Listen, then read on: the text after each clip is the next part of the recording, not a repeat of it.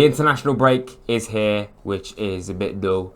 I have to watch Gareth Southgate football, which ain't great.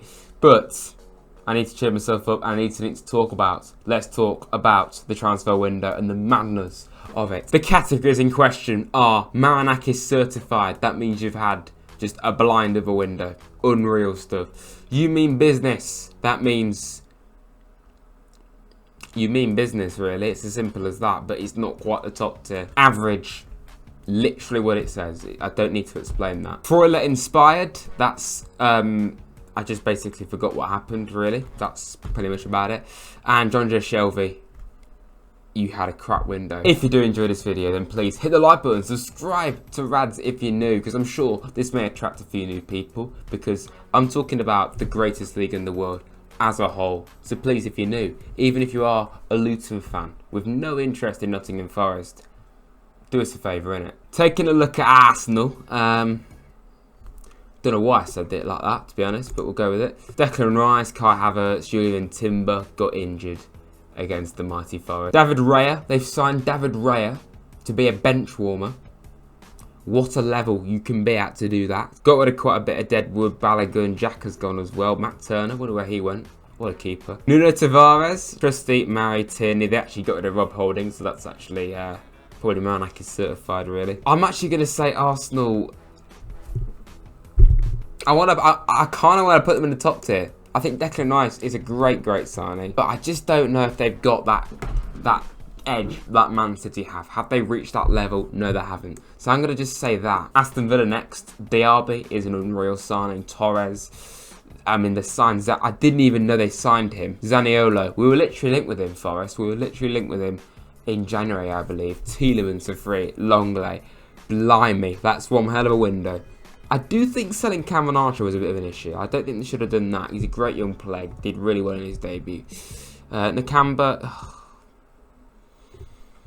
Keenan Davis. Hello, mate. They've got rid of some Deadwood as well. Honestly, I'm actually going to put them in the top tier. Like, Marinakis didn't fund their transfer window. I hope he didn't anyway.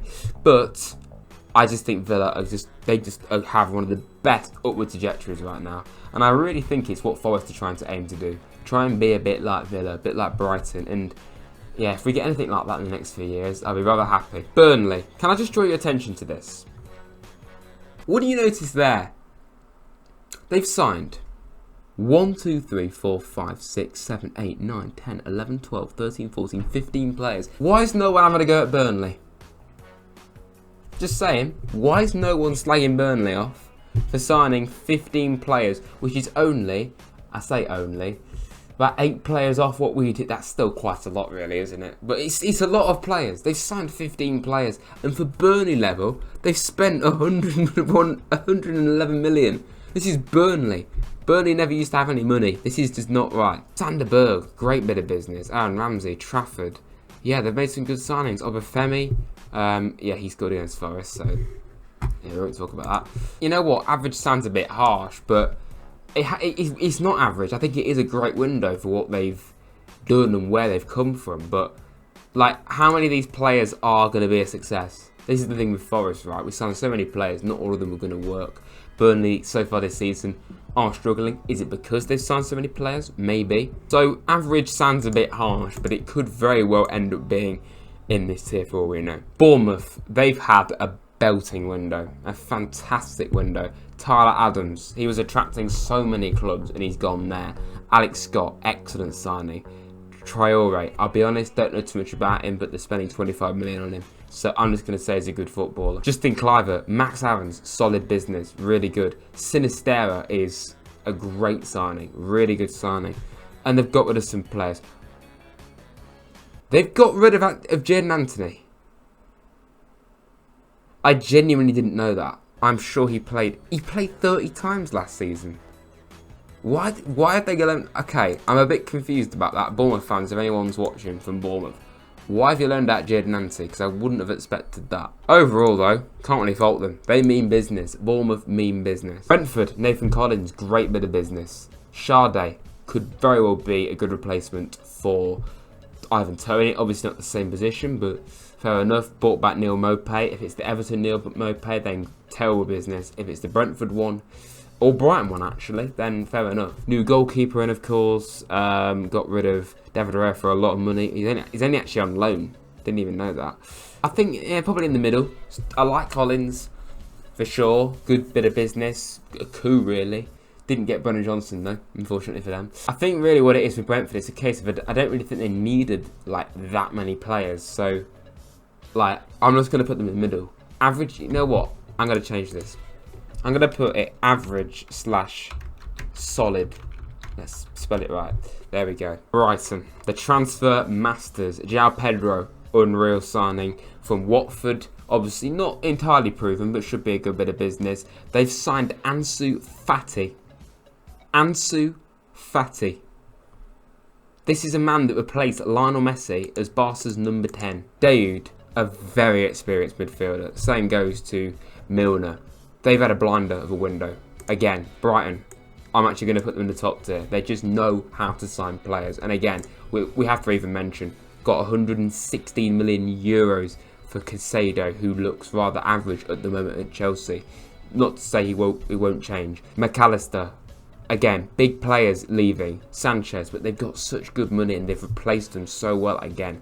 I envy Brighton for how they sign players. It's truly incredible. Chelsea, right, we're going to be here a while. As I said, Caicedo, Lavia, and Cuckoo. Cole Palmer is one of the most random transfers I've ever seen. This guy, I'd never actually heard of him, but he appears to be pretty decent. Scored against Liverpool in his debut in the league. Nicholas Jackson. Missed the sitter against Forest, to be fair, so that's not ideal. But I think overall, good bit of business. Sanchez. I wasn't expecting him to be first choice, to be honest, but he currently is. Petrovic. Oh my God. Colwell's pretty much a new signing. Same for Maatsen. Got rid of Lewis Hall, of course. I mean, look at this. Look at this, man. They've got rid of Havertz, Mount, Kovacic, Koulibaly. I just don't know what to think of them. You know what? I'm going to put them in the middle right now because I don't know.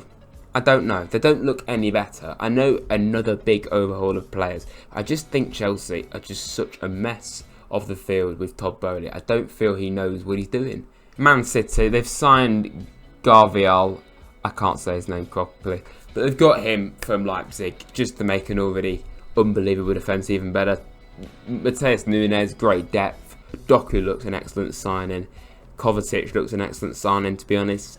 Of course, Mahrez Laporte gone to Saudi. Gundogan's gone to Barcelona, which is quite sad, actually. I'm a bit disappointed to see him lead the Prem. But I can't say you mean business because they are the business. So put them in the top tier. Like, they're Man City. They're still going to be unreal, aren't they? Okay, on to Everton then. We've got Beto. They've finally signed a striker. They've got in... I didn't even know they signed that guy from Sporting. They got him in. Danjuma on loan. They finally got their man.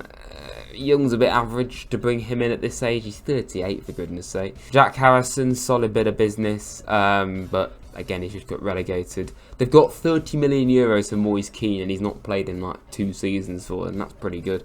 Got rid of... I didn't even know they did that, actually. They got rid of Iwobi on the last day of the transfer window. We'll put Everton here, honestly, because other than Danjuma and... I mean, Beto could be a good bit of business, but I just feel Everton needed so much more. Nottingham Forest. I'm not going to put us in the top tier just yet, but I'm going to put us in You Mean Business, because we absolutely mean business. If this is not a window that doesn't scream we mean business, what does? Ibrahim Sangare, Champions League level midfielder. Alanga, Wood coming in permanently. Big Andy. I'll just say that because it's easier. Murillo, Dominguez, Turner, Vlash, Hudson-Odoi, Tavares, Aina. It's unreal what we've done. And we've got rid of some deadwood as well.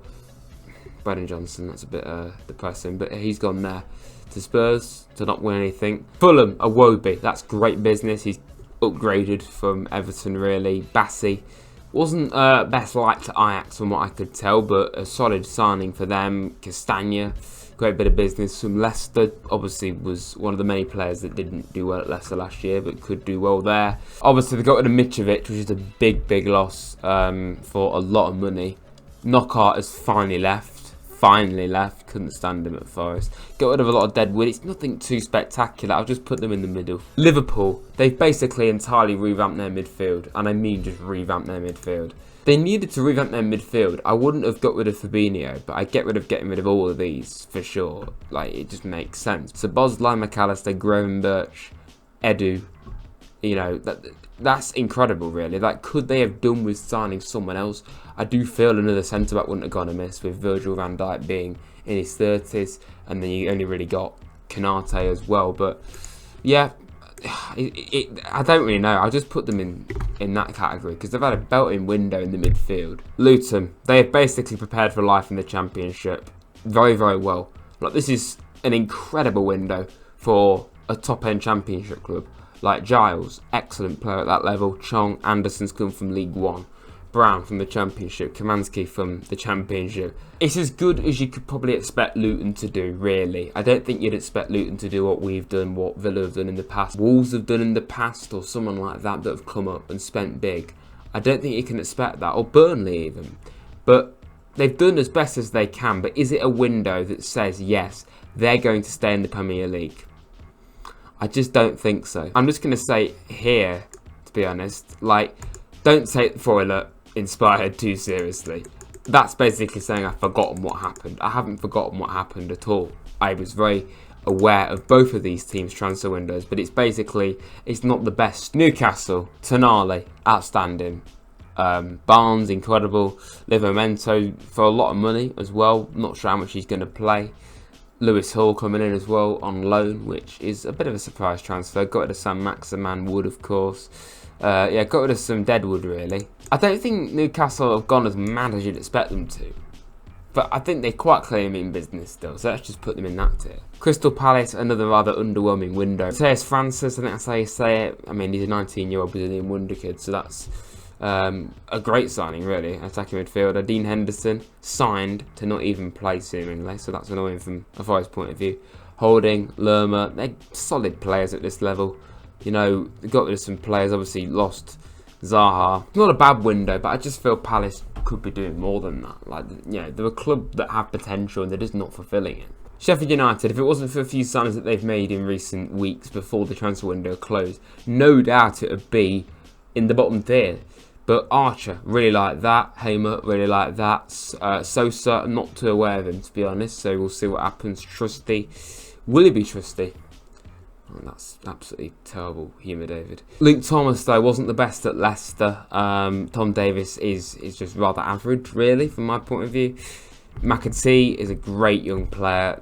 Decent business, but is it good enough to keep them in the Premier League? I don't think it's so much the business, I just think as a squad, is that a good enough squad to stay in the Prem? I think under the circumstances, they've made some good signings there, but it's nothing too spectacular. Got rid of Ndiaye and Berger, of course. I'm probably going to put them in just the middle.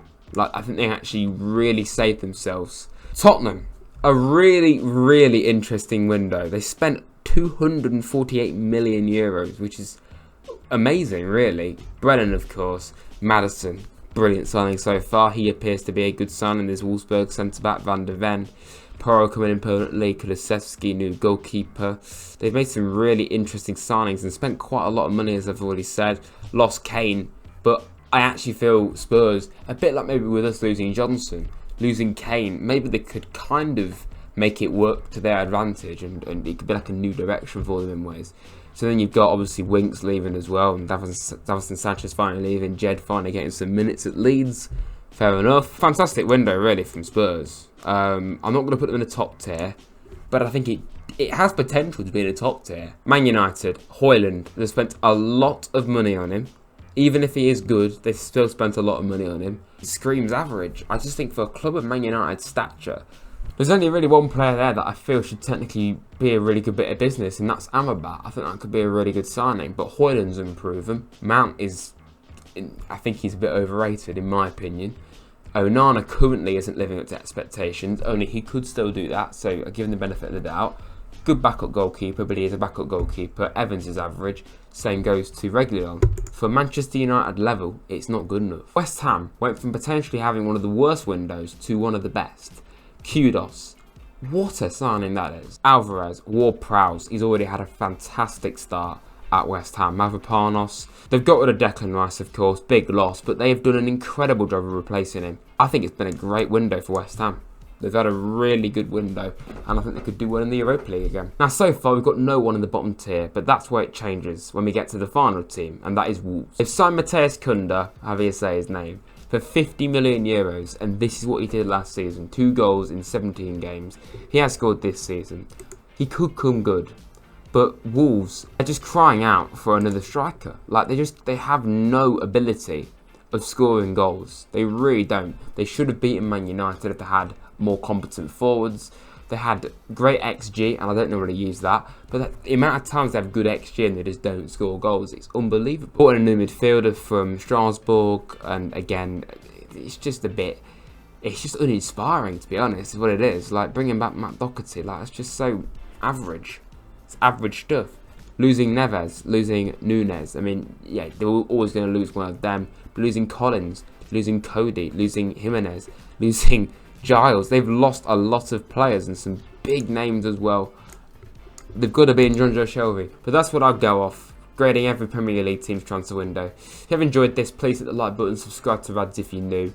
I do these whole Premier League videos from time to time. I think I've done this the last few years, this video. So yeah, it was a tradition really. So please stay tuned for more content, more vlogs, all sorts. I'll see you very soon, everyone. Thanks for watching.